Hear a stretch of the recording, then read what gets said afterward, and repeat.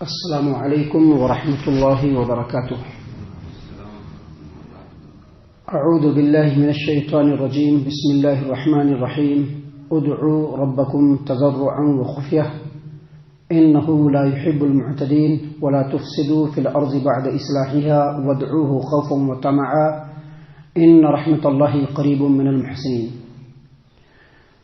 لوگوں، اپنے رب کو آہوزاری اور خاموشی کے ساتھ پکارا کرو، بے شک اللہ تبارک و تعالی حد سے آگے بڑھنے والوں کو پسند نہیں فرماتے۔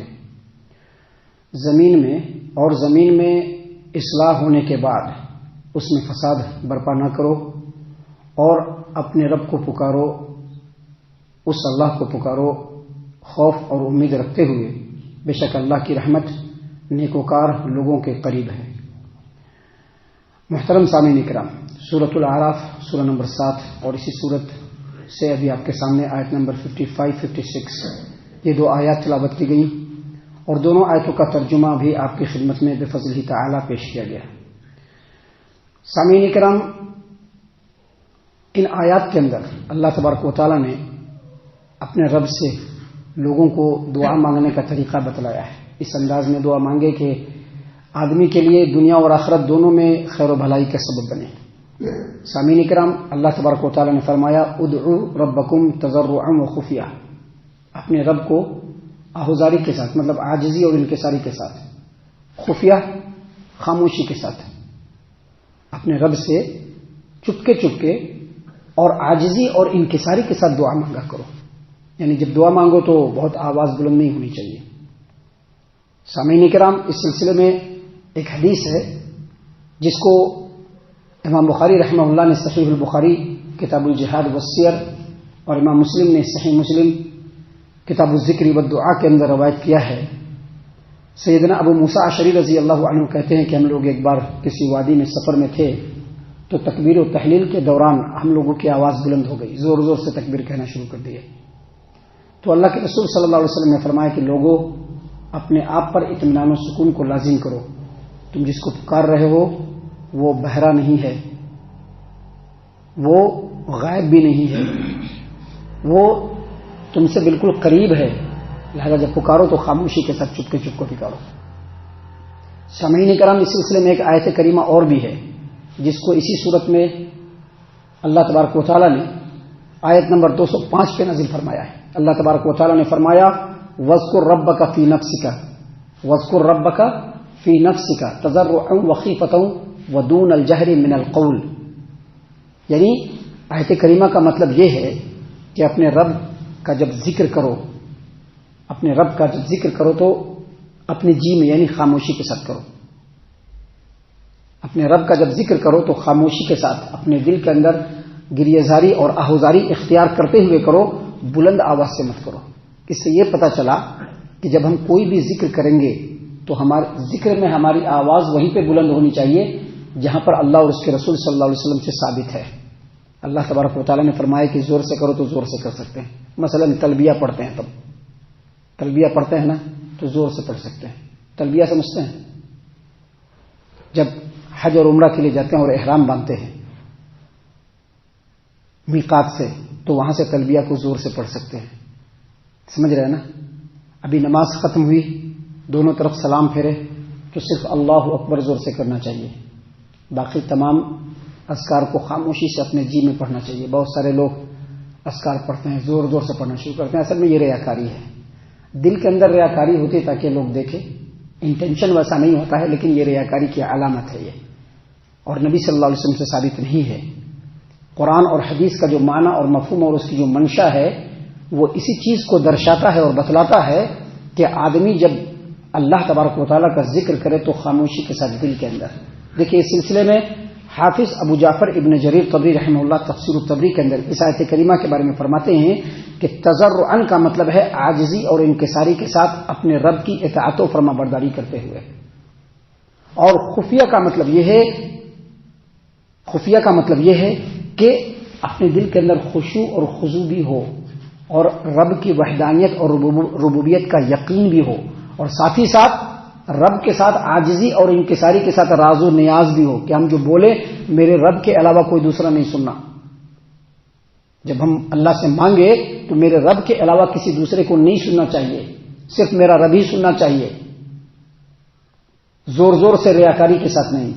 اس لیے اللہ نے فرمایا ادعوا ربکم تضرعا وخفیہ، اپنے رب سے دعا کرو آہوزاری کے ساتھ اور خاموشی کے ساتھ، چپ کے چپ کے۔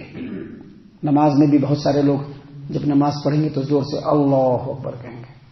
امام صاحب کو کہنے کا حق ہے، اللہ نے کہا ہے کہنے کے لیے، نبی نے سکھلایا ہے، امام صاحب زور سے پڑھیں گے،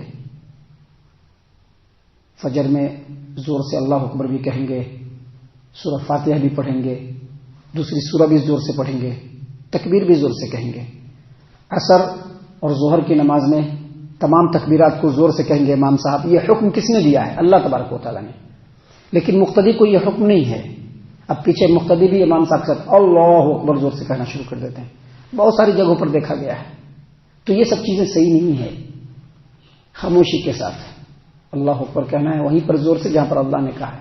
دیکھیے نبی صلی اللہ علیہ وسلم کے ساتھ جب صحابہ کرام جا رہے تھے تو تکبیر و تحلیل میں آواز بلند ہوئی، تو نبی نے کیا کہا صلی اللہ علیہ وسلم کہ لوگوں اطمینان و سکون کے اختیار کرو، تم کسی بہرے اور غائب کو نہیں پکار رہے ہو، تم اس رب کو پکار رہے ہو جو تم سے بہت قریب ہے۔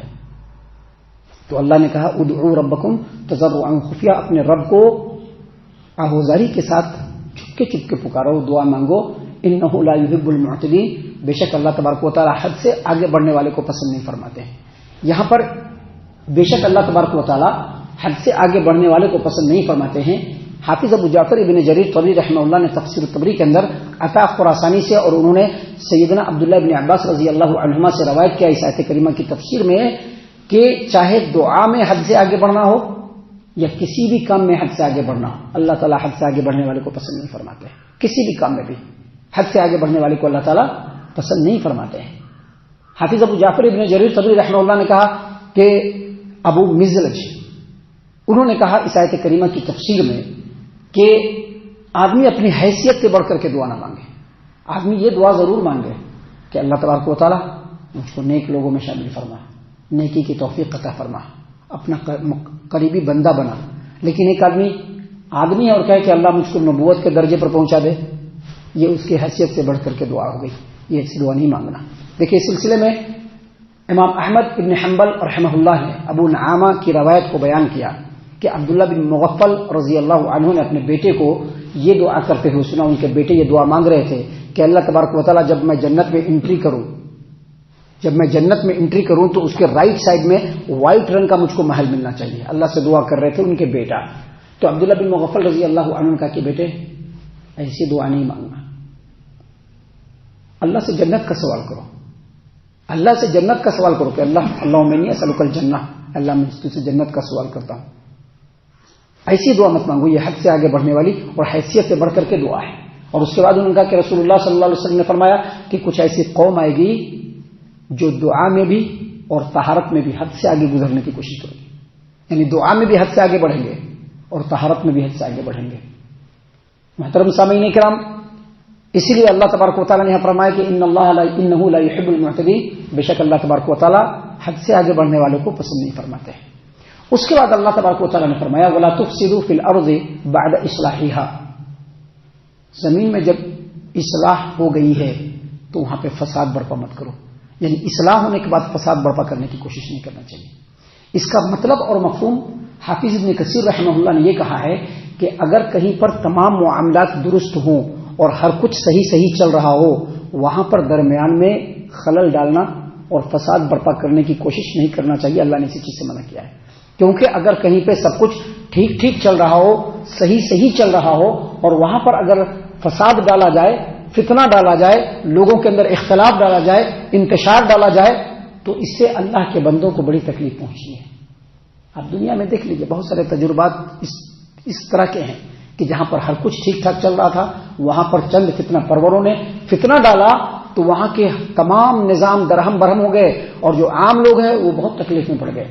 تو اس کا مطلب یہی ہے کہ جب زمین میں اصلاح ہو گئی ہے تو وہاں پر فساد برپا نہ کرو۔ حافظ ابن کثیر رحمہ اللہ نے یہی معنی بیان فرمایا۔ اس کا ایک اور معنی ہے کہ اگر کسی سماج و معاشرے کے اندر، کسی آبادی کے اندر توحید قائم ہو چکا ہے، وہاں پر شرک پھیلانے کی کوشش نہیں کرنا چاہیے، کیونکہ شرک سے بڑا فساد کوئی نہیں۔ اللہ نے فرمایا ولا تفسدوا فی الارض بعد اصلاحها، دیکھو زمین میں اصلاح ہو جانے کے بعد فساد برپا مت کرو، اور اللہ کو خوف اور امید کے ساتھ پکارو، خوف اور امید کے وادعوه خوفا وطمعا، خوف اور امید کے ساتھ پکارو۔ اس کا کیا مطلب یہ کہ اللہ تبارک و تعالیٰ کے عذاب کا خوف اپنے دل میں رکھتے ہوئے اللہ سے دعا کرو، اور امید رکھتے ہوئے کیا مطلب اللہ تبارک و تعالیٰ کے بے پایا اجر و ثواب کی امید رکھتے ہوئے اللہ تعالیٰ سے دعا کرو۔ اور اس کے بعد اللہ تبارک و تعالیٰ نے فرمایا ان رحمت اللہ قریب من المحسنین، اللہ کی رحمت نیکوکار لوگوں کے زیادہ قریب ہے۔ یہاں پر ایک بات پھر ہم بتا دیں، نیکوکار ہر کسی کو نہیں کہہ سکتے ہیں۔ ہر چمکتا ہوا چیز کیا سونا ہو سکتا ہے؟ ہر چمکتا ہوا چیز سونا نہیں ہو سکتا ہے۔ ہر گولڈن کلر کی چیز سونا نہیں ہو سکتا ہے۔ سونا وہی ہوگا جو اوریجنل میں سونا ہوگا، نیکوکار بھی وہی ہوگا جو اللہ تبارک و تعالیٰ اور اس کے رسول صلی اللہ علیہ وسلم کی اطاعت و فرما برداری کرنے والا ہوگا۔ باقی کوئی بھی آدمی نیکوکار نہیں ہو سکتا، چاہے وہ 70 برس تک سجدے میں سر کو رگڑتا رہے، لیکن وہ نیکوکار نہیں ہو سکتا ہے۔ نیکوکار وہی ہوگا جو اللہ اور اس کے رسول صلی اللہ علیہ وسلم کی اطاعت و فرما برداری کرنے والا ہوگا۔ اور یہاں پر کہا کہ جو نیکوکار ہیں اللہ تبارک و تعالیٰ کی رحمت ان کے قریب ہے، دوسرے لوگوں کے قریب نہیں ہے۔ ہم اللہ سے دعا کرتے ہیں کہ اللہ تعالیٰ ہم تمام کو ان تمام باتوں کے اوپر خوب غور و فکر اور تدبر کرنے کے ساتھ ساتھ ان باتوں کے اوپر عمل کرنے کی بھی توفیق عنایت فرمائے، آمین۔ اللہ تعالیٰ ہم تمام کو صحیح معنوں میں پکا سچا مومن مسلمان بنائے، اللہ اور اس کے رسول صلی اللہ علیہ وسلم کی اطاعت و فرما برداری کرنے والا بنائے، صحابہ کرام رضی اللہ عنہم کے طریقے پر چلنے والا بنائے، جنت الفردوس میں جگہ عطا فرمائے۔ اے اللہ ہم تمام کو جہنم سے پناہ دے، اے رب العالمین ہم تمام کو جہنم سے پناہ دے، اے مالک الملک ہم تمام کو جہنم سے پناہ دے، آمین یا رب العالمین۔ وما علینا الا البلاغ المبین۔ تبارك الذي نزل الفرقان على عبده ليكون للعالمين نذيرا